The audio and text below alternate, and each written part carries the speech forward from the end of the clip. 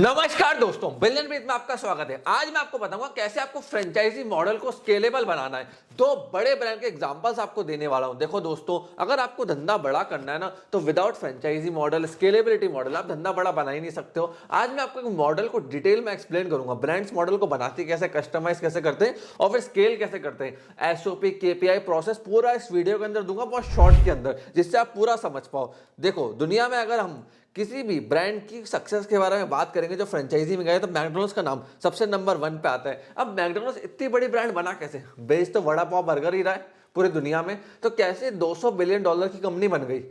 देखो, सबसे पहली चीज जो इनके एसओपी मैनुअल्स के अंदर था, जो कंपनी के फाउंडर ने देखा, वो इन्होंने चालू करा हैमबर्गर यूनिवर्सिटी। क्योंकि इन्होंने देखा कि यार हमें एम्प्लॉय का जो ट्रेनिंग कॉस्ट है ना, उसको डाउन करना है। तो नंबर 1 चीज इन्होंने क्या करी, हैमबर्गर यूनिवर्सिटी को लॉन्च करा। वहां पे इन्होंने training videos, manual, structure, learning resources बना के जो उनकी ट्रेनिंग कॉस्ट थी उसको कम कर दिया। अब जहां 25,000 का आदमी लगाना था, वहां 10,000, 8,000, 12,000 के आदमी से काम हो गया। प्लस एग्जिस्टिंग एम्प्लॉयज को मोटिवेट करा, नए एम्प्लॉयज को लाने में, ट्रेनिंग करने में, उनको गाइड करने पे, जिससे वहां से रिटेन कर पाए। Peer to peer training model को उन्होंने अडॉप्ट करा। तो ट्रेनिंग कॉस्ट सबसे बड़ी चीज होती है अगर आपको स्केल करना है। क्योंकि क्या होता है, ज्यादा आउटलेट्स खोल लिए, हर आउटलेट में महंगा आदमी रख लिया, तो प्रॉफिट मेंटेन नहीं हो पाता। तो फ्रेंचाइजी में जाने के लिए इन्होंने सबसे पहले ट्रेनिंग कॉस्ट को ऑप्टिमाइज करा। दूसरा, रीजनल कस्टमाइजेशन, जिसकी वजह से ब्रांड इतनी बड़ी बन गई। इंडिया में जैसे आए तो उन्होंने देखा आधा मार्केट वेज है, आधा मार्केट नॉन वेज है, तो इन्होंने बहुत अच्छे से मेन्यू को डिजाइन करा, जिससे इंडिया में वेज को भी हिट करा और नॉन वेज मार्केट को भी हिट करा। आज इनके हिंदुस्तान में 2 आउटलेट ऐसे हैं जो प्योर वेज भी हैं, एक है वैष्णो देवी और एक है गोल्डन टेम्पल के पास। फिर जब ये जापान गए तो इन्होंने देखा कि भैया जापान में है ना, कल्चर है फास्ट का, वहां नॉन वेज का लफड़ा नहीं है, वहां लफड़ा है फास्ट चाहिए। तो वहां टेक्नोलॉजी लगा दी, वहां कियोस्क लगा दिए। तो जापान में सबसे ज्यादा तेज डिलीवरी समय देते हैं। फिर ये दुबई गया। अब दुबई में इन्होंने देखा, जब मैं वहां पे भी था, मैंने खुद ने भी देखा, दुबई में इन्होंने देखा ना यहाँ फास्ट का लफड़ा है, ना बाकी चीजों का लफड़ा है। यहाँ सबसे बड़ा चीज है डाइन इन एक्सपीरियंस देना, प्रीमियम एक्सपीरियंस देना कस्टमर को। जो दुबई में आपको जितने मैकडॉनल्ड्स दिखेंगे, वो उनके हाईएस्ट प्राइम लोकेशंस पे दिखेंगे। फिर दूसरी चीज, उनका इंटीरियर, उनका सब कुछ बहुत यूनिक एंड अच्छे से किया जाता है। अगर आप इंडिया में मैकडॉनल्ड्स में जाओगे तो आपको मैक्सिमम डिस्पोजेबल आइटम्स इनके मिलेंगे, बट दुबई में ऐसा नहीं है। वहां कॉफी के लिए प्रॉपर मग देते हैं, ग्लासेस देते हैं, तो वहां थोड़ा डिफरेंस है। अब क्या करते हैं, ये एक बंदे के लिए नहीं करते, पूरे एरिया और रीजन के लिए करते हैं। दुबई में जाएंगे तो अलग कर देंगे, जापान में जाएंगे तो अलग कर देंगे, यूएस में अलग रखेंगे और इंडिया में अलग रखेंगे। कस्टमाइजेशन ये एक सिटी के हिसाब से, कंट्री के हिसाब से करते हैं। फिर उसके बाद लोकल सोर्सिंग में बहुत बड़ा फोकस करा इन्होंने, क्योंकि देखो इनको चाहिए था कि फ्रेश माल चाहिए। अब यूएस से इंडिया भेजेंगे, कभी जरूरत पड़ गई, ज्यादा सेल्स हो गई तो प्रॉब्लम, तो हर जगह लोकल सोर्सिंग क्रिएट करी, वेंडर्स को बुलाया, उनका इंटरव्यू लिया, उनसे एग्रीमेंट साइन करते हैं।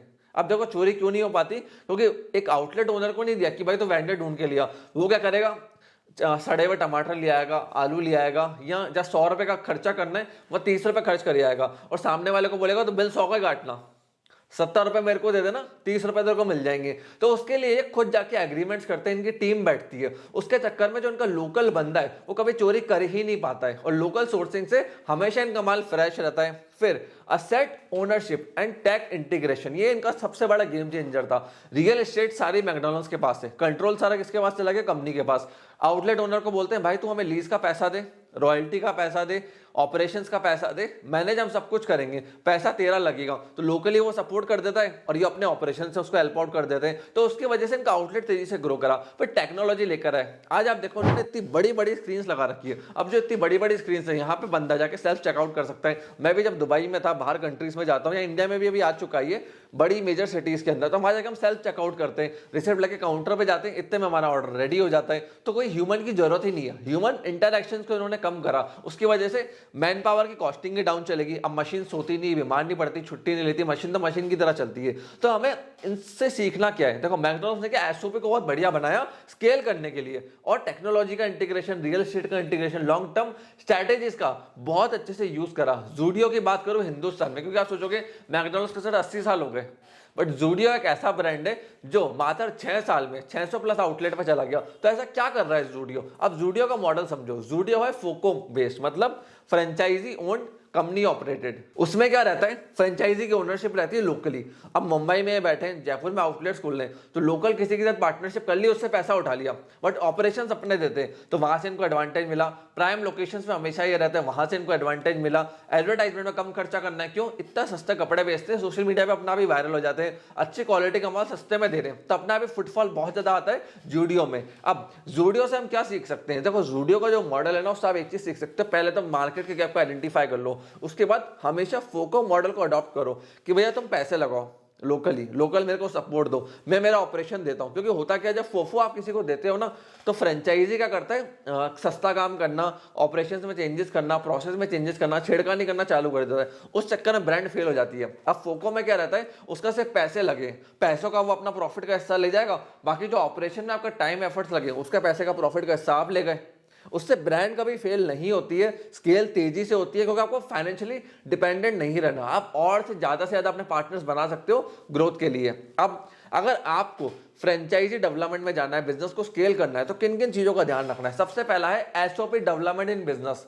एसओपी शानदार होना बहुत ज्यादा जरूरी है, नहीं होगी बिजनेस फेल हो जाएगा। दूसरा है लोकल एडॉप्शन करना। अब एक चीज समझो, लोकल मार्केट को आप नहीं समझोगे ना, आज जो नॉर्थ का मार्केट है और जो साउथ का मार्केट है टोटली डिफरेंट है। जो चीज पंजाब में ज्यादा चलती है, हो सकता है मुंबई में ना चले, महाराष्ट्र में ना चले, गुजरात में ना चले। गुजरात में वेजिटेरियन का बहुत ज्यादा स्कोप है, अगर आप वेज फ्रेंचाइजी गुजरात में खोलोगे तो अच्छी चलेगी, नॉन वेज नहीं चलेगी। तो आपको सोचना पड़ेगा रीजन के हिसाब से कहाँ क्या बेटर चलता है। फिर तीसरा टेक्नोलॉजी ऐसा कोर, भैया देखो बड़ा धंधा बना रहे हो तो टेक्नोलॉजी चाहिए। अब आपको लगेगा टेक्नोलॉजी महंगी आती है, नहीं, राइट वेंडर्स मार्केट के अंदर अवेलेबल है, बट हाँ आपको स्केल करना पड़ेगा, रेवेन्यूज को बढ़ाने पड़ेंगे। आप सोचोगे मैं 5 लाख के रेवेन्यू में टेक्नोलॉजी भी ले आऊं, ऑटोमेशन भी कर दूं, स्केल भी कर जाऊं, पॉसिबल नहीं है। आपका 50 लाख का गल्ला है, तो आप 2 लाख रुपए टेक्नोलॉजी वेंडर को दे सकते हो, तो गल्ला बड़ा करना पड़ेगा। बड़े गल्ले के लिए बड़ी सोच, बड़े टर्नओवर, इस पे जाना पड़ेगा। फिर फाइनेंशियल मॉडल्स को सही रखना, जैसे मैंने वीडियो में बताया फोको क्यों बेस्ट रहता है, कब बेस्ट रहता है। अब ऐसा नहीं कि हर टाइम बेस्ट रहे, मानेवर नहीं है फोको पे, मानेवर चलता है फोफो मॉडल के ऊपर, मतलब फ्रेंचाइजी ओन्ड, फ्रेंचाइजी ऑपरेटेड। तो हर ब्रांड का मॉडल डिफरेंट होता है, वहां पे बहुत सारी चीजें सोची जाती है कि हमें स्केल कैसे करना है, किन किन चीजों का ध्यान रखना है। मानेवर क्यों नहीं जा सकता फोको मॉडल पे, क्योंकि समझो मानेवर पे क्या बिकती है, शेरवानियां। अब जब शेरवानी बिक रही है तो वहां पर कस्टमाइजेशन भी चाहिए, क्योंकि शेरवानी बेचता मानेवर 21,000, 25,000, 30,000, 40,000, जूडियो बेचता है 300 रुपए का आइटम, तो वहां कस्टमाइजेशन नहीं चाहिए।